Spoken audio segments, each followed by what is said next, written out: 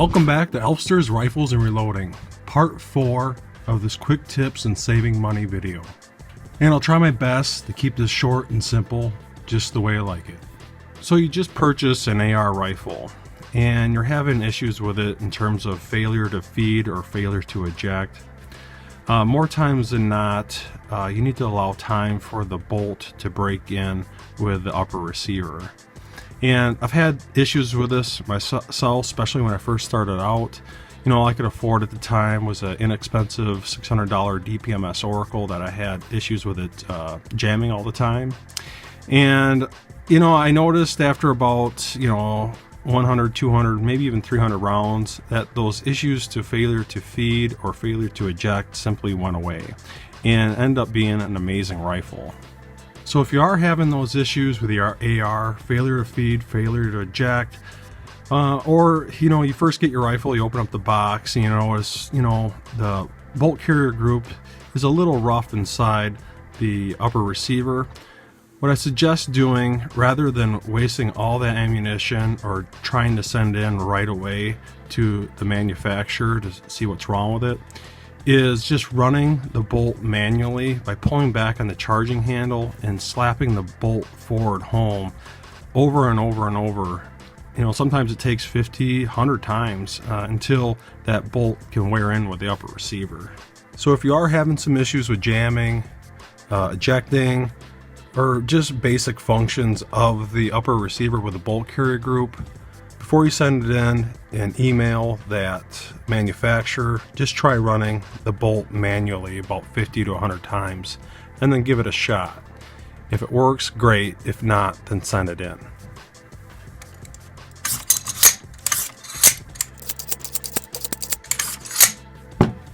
That's all it takes.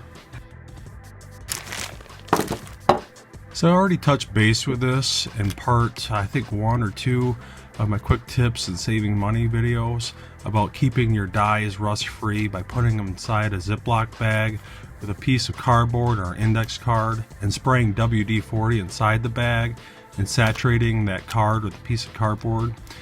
By doing so, it'll keep your dies completely rust free. But with that said, let me show you something else. Now, I rarely use the progressive nature of my lock and load progressive press, and usually when I do use the progressive nature of my press, it's for making pistol ammunition, which is, for me, it's kind of rare. Obviously I love my rifles. I do have a couple pistols, but I rarely shoot them, and I would say roughly maybe 2 or 3 times out of the year I'll bust out the good old powder drop here to start using progressive nature for making pistol ammunition.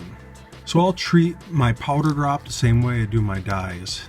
Other than getting a very large gallon-sized Ziploc bag, I'll spray the inside with WD-40 with an index card or a piece of cardboard. I'll saturate that piece of cardboard or index card with WD-40, and I'll actually use electrician's tape at the top to seal it off. And there is not a speck of rust on this powder drop. So if you plan on storing your powder drop for a long period of time, or for someone like me that rarely uses it, I highly suggest doing this. If you don't, it's going to turn into a pile of rust. And when you take this out of the bag and you're about to use it, highly recommend stripping the whole thing down to the bare parts. What I personally like to do is, once it's all broke down to its bare bones, I like to clean the outside, the inside, everything inside the tube. I spray it down with brake cleaner. I like to make sure it's non-chlorinated, and finish off with Hornady's dry lube. And then I don't stop there. I even spray it all down with an air hose just to make sure there's no liquids left inside, especially before I drop in my powder. If you don't do this, you will not get consistent powder drops. And before you pour your powder into your tube here, I actually like to wipe out the inside of the tube and the powder divider with some dryer sheets just to keep the static out of the tube. And when you're all done, spray a little bit more WD-40 inside your gallon-sized bag, seal it off with some electrician's tape here, and it can stay in there for over a year and you'll not have a single speck of rust on that powder drop assembly. Enough said. So I highly recommend owning a lead decapping die for decapping your brass before you even start reloading.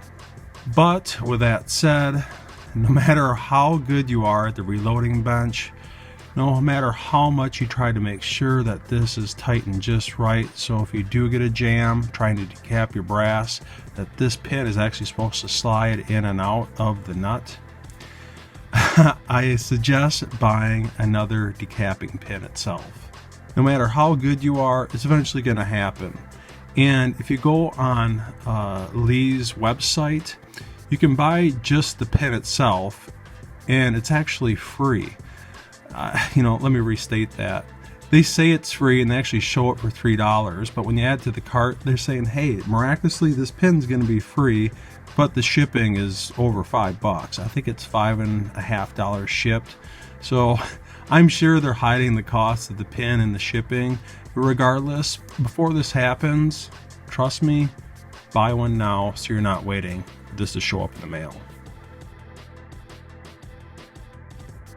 Next, if you own a World's Finest trimmer just like me, as I've shown in my previous how-to reload videos, some of the World's Finest trimmers actually work with different cartridges on the same trimmer.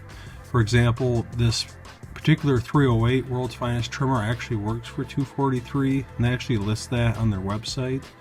You just have to readjust the pin inside to re-space out the trimmer for the headspace for that particular brass. So if you don't mind readjusting this back and forth every time you want to go to 308 or 243, yeah, it can be kind of a pain in the butt, but it does save you $60 if you don't want to have two separate WTFs for both 308 and 243. So keep this in mind if you do this. The WTFs trim based off the datum line of the brass or the headspace that's bumped for your specific rifle. So if you're a cheap bastard like me and you don't want to spend the extra $60 having a completely separate WTF, for example this 243 versus 308, what I like to do is create a sample piece of 308 brass that is headspaced, sized, and trimmed perfectly for that specific rifle, and another piece of 243 brass that is headspace, sized, and trimmed specifically for that other rifle in 243. And then when time comes to switch back and forth, say for example I'm currently trimming 243 and I'm out ready to do 308, I'll take that sample piece of 308 brass, I'll undo the Allen set screw here and slide out the trim bit so it's loose, insert my 308 sample piece that's headspaced, sized, and trimmed just for my rifle. I'll bring that trim bit back in so it just ever so slightly touches the case mouth opening of that 308 brass and lock it home. So once you've done all that, you're ready to switch over from 243 to 308 trimming, and you're about to insert that first piece of 308 brass. Before going gun-ho and ramming it home inside the WTF, just take it easy. Just trim a little bit, take it out, measure it, see where it's at, insert it back in, trim a little bit more, take it back out, measure it, see where it's at, and then if you're still over your trim length and you're just about to hit the headspace on the WTF where it stops and trims it the correct length, you're good to go. But if you notice you still haven't hit the barrier of where the headspace stops inside the WTF and you're already at your trim length, you might have to reset this. So keep that in mind. And before I take off here, and we're on the subject of powder drops and their tubes, I highly recommend, if you're new, do not store your powder inside the tube itself. Besides the fact, for safety concerns, there's harsh chemicals inside your powder that will eat away at the inside of the tube and at the base of your powder drop where the tube inserts into the unit. So I see a lot of guys doing this and making that mistake. For me personally, in my opinion, I suggest not doing it. So that concludes part 4 of this quick tips and saving money video. And stay tuned to part 3 of my PSA 10 throwaway AR rifle series. Take it easy.